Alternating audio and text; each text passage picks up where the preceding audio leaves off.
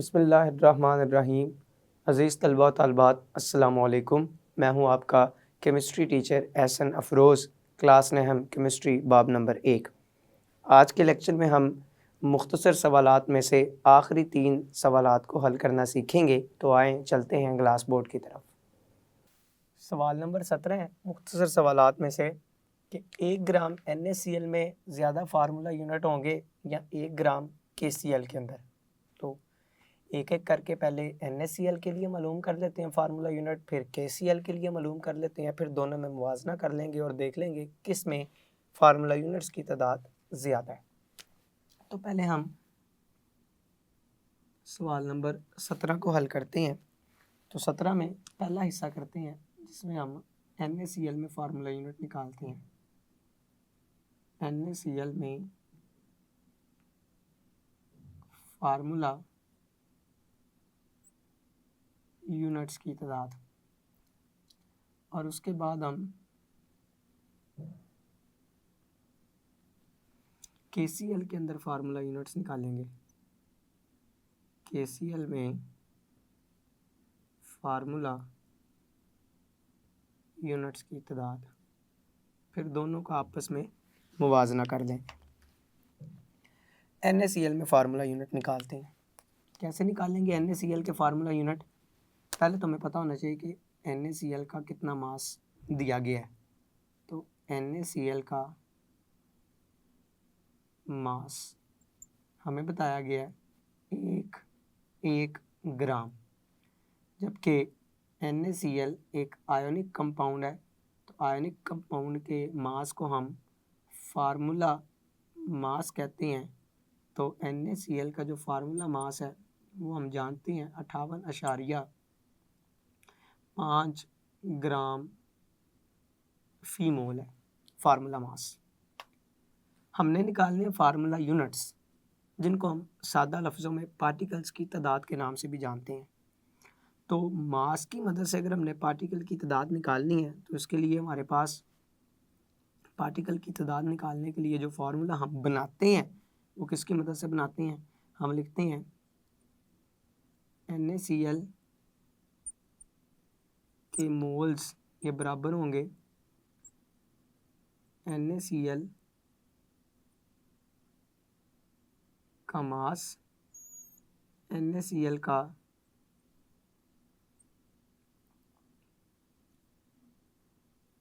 Molar mass ज़रब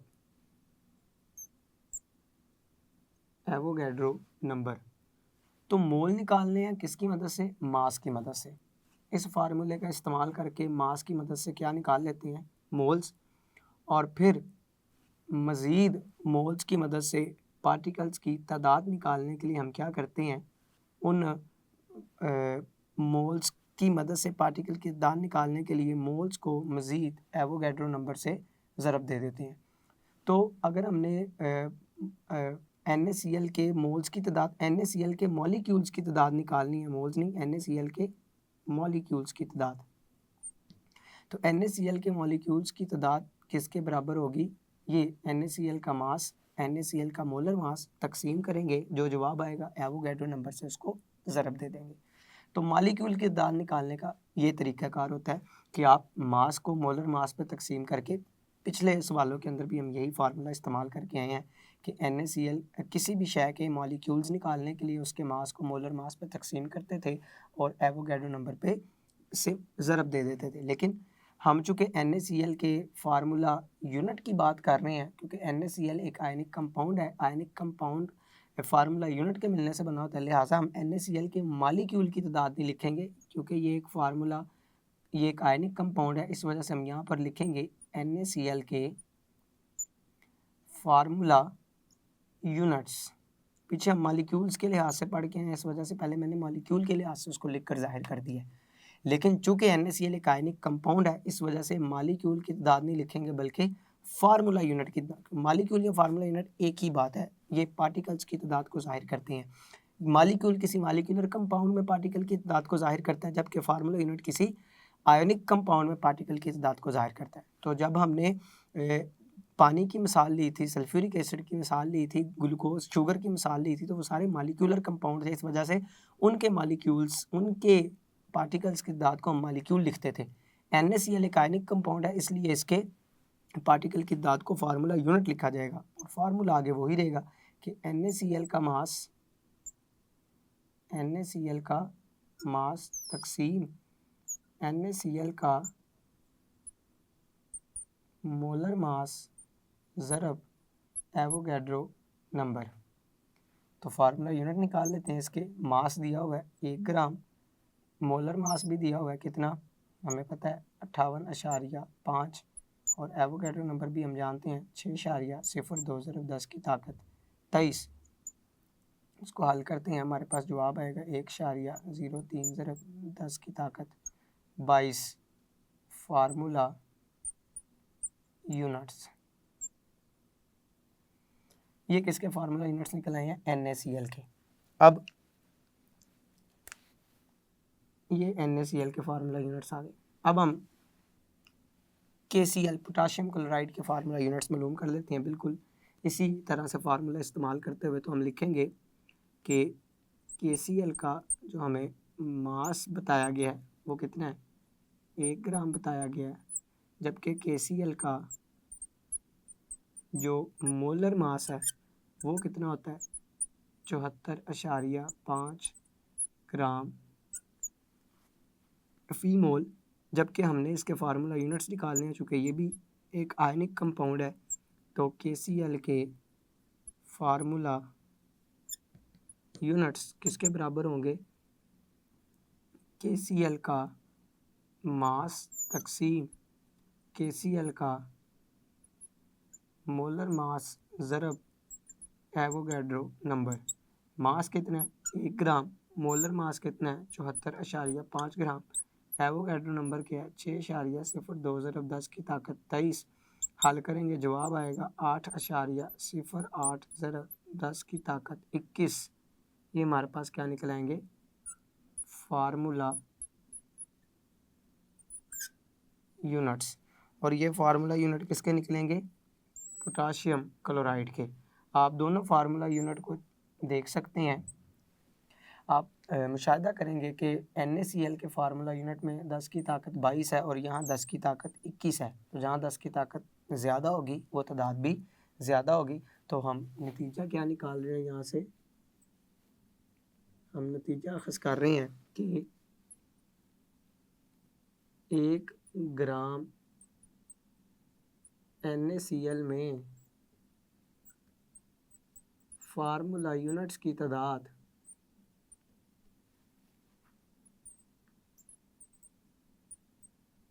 1 ग्राम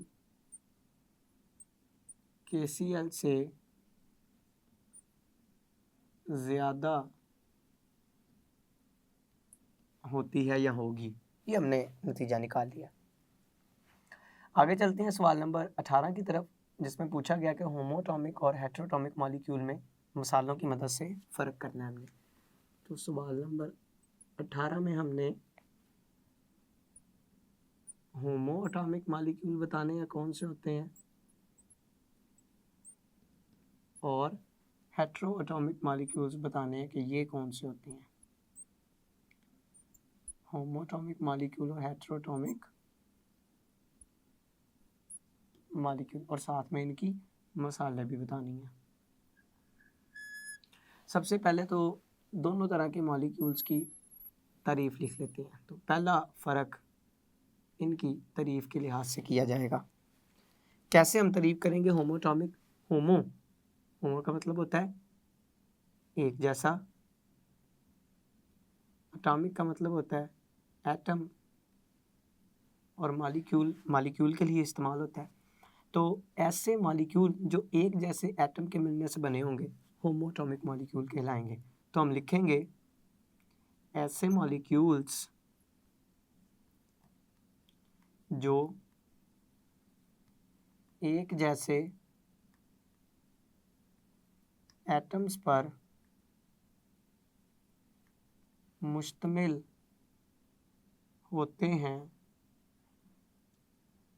होमो atomic molecules कहलाते हैं। इसके बरक्स हेट्रो कौन से होंगे? हेट्रो मतलब मुख्तलिफ, एटॉमिक मतलब एटम्स, मॉलिक्यूल मतलब मॉलिक्यूल। तो हम लिखेंगे कि ऐसे मॉलिक्यूल्स जो मुख्तलिफ एटम्स के, मुख्तलिफ एलिमेंट के एटम्स के मिलने से बनते हैं, हेट्रो एटॉमिक मॉलिक्यूल्स कहलाते हैं। जो एक ही तरह के एटम्स पर मुश्तमिल होंगे होमोटॉमिक कहलाएंगे, जो मुख्तलिफ एटम्स के ऊपर मुश्तमिल होंगे हेट्रोटॉमिक कहलाएंगे। मिसाल के तौर पर अगर हम कहें हाइड्रोजन, अगर हम कहें नाइट्रोजन, अगर हम कहें ऑक्सीजन, अगर हम कहें ओजोन, तो ये सारे एलिमेंट, ये सारे मॉलिक्यूल एक ही एलिमेंट के एटम्स के मिलने से बने हैं। जैसे ये हाइड्रोजन एलिमेंट के एटम के मिलने से बना है, ये नाइट्रोजन के ही एटम के मिलने से बना है, ये ऑक्सीजन के मिलने से बना है, ये भी ऑक्सीजन के मिलने से बना है, लेकिन एटम की तादाद डिफरेंट मुख्तलिफ है। तो हम कहा कि ऐसे मॉलिक्यूल जो एक जैसे एटम पर मुश्तमिल होंगे, तो ये सारे एक एक जैसे एटम पर मुश्तमिल हैं और ये अलग-अलग क्या कहलाते हैं? होमो एटॉमिक मॉलिक्यूल। दूसरे नंबर पर हम बात कर रहे हैं हेट्रोटॉमिक, जो मुख्तलिफ एलिमेंट के एटम्स के मिलने से बने होंगे। जैसे पानी की मिसाल दी जा सकती है, इसमें हाइड्रोजन के एटम भी हैं, ऑक्सीजन के एटम भी हैं। ग्लूकोज की मिसाल दी जा सकती है, इसमें कार्बन के एटम भी हैं, हाइड्रोजन के एटम भी हैं, ऑक्सीजन के एग्जाम्पल भी हैं। सुक्रोज की मिसाल भी ली जा सकती है, इसमें भी कार्बन के एटम भी हैं, हाइड्रोजन के एटम भी हैं, ऑक्सीजन के एटम भी हैं। सल्फ्यूरिक एसिड की मिसाल दी जा सकती है, इसमें हाइड्रोजन के एटम भी हैं, सल्फ़र के भी हैं, ऑक्सीजन के भी हैं। तो जब मुख्तलिफ एलिमेंट के एटम के मिलने से मॉलिक्यूल बनते हैं तो वो हेट्रोटॉमिक कहलाते हैं, और जब एक ही किस्म के एटम्स के मिलने से मॉलिक्यूल बनता है तो वो होमोटॉमिक कहलाता है। ये था होमो और हेट्रो में फ़र्क मिसालों की मदद से। आखिरी सवाल है मुख्तसर सवालात में से कि 2 मोल HCl में हाइड्रोजन के एटम ज़्यादा होंगे या 1 मोल अमोनिया के अंदर। तो सवाल नंबर 19 है, हमने बताना है कि 2 मोल के अंदर हाइड्रोजन 2 मोल HCl में हाइड्रोजन एटम ज़्यादा होंगे या 1 मोल अमोनिया के अंदर।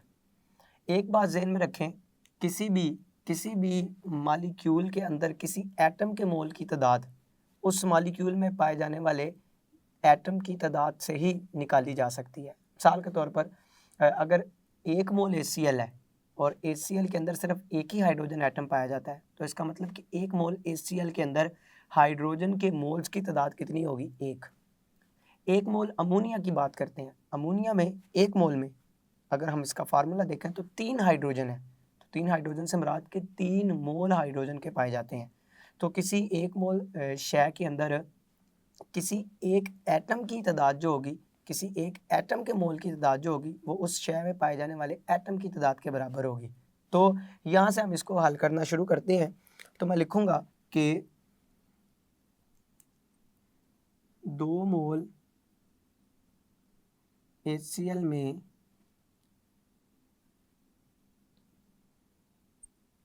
हाइड्रोजन एटम्स के मोल्स की तादाद कितनी होगी?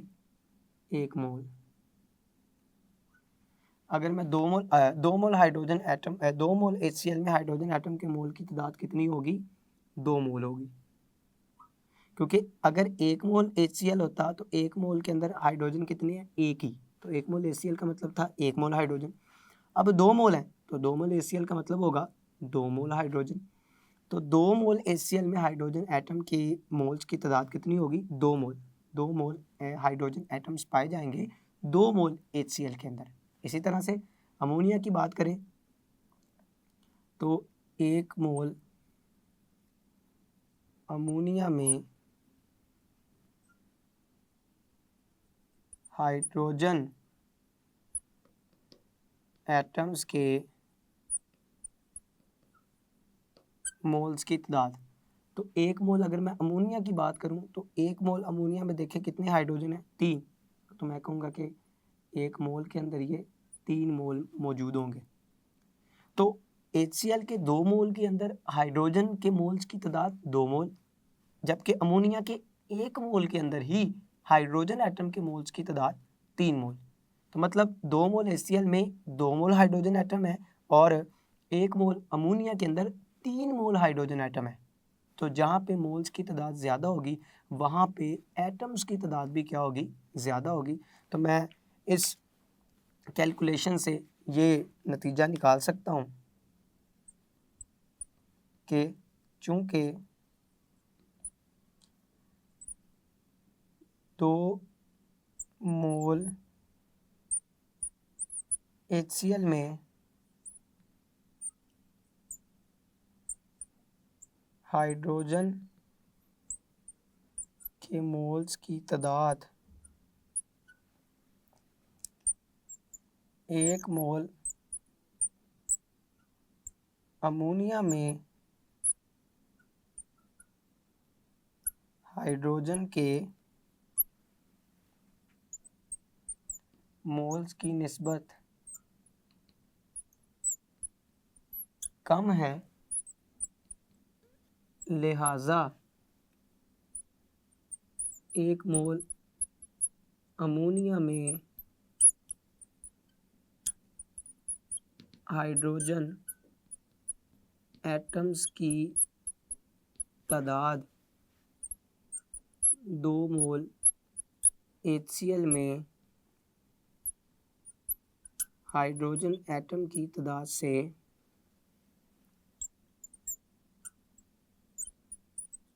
ज़्यादा होगी।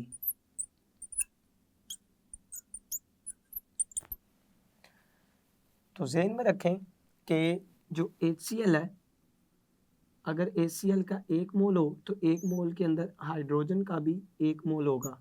अगर HCl के 2 मोल हों तो इसमें हाइड्रोजन के भी 2 मोल होंगे। इसी तरह से अगर मैं बात करूं अमोनिया की, तो अमोनिया का अगर 1 मोल हो तो इसमें हाइड्रोजन एटम्स कितने होंगे, 3 मोल। तो इसके 1 मोल में हाइड्रोजन के मोल्स ज़्यादा है, इसके 2 मोल में हाइड्रोजन के मोल्स कम है।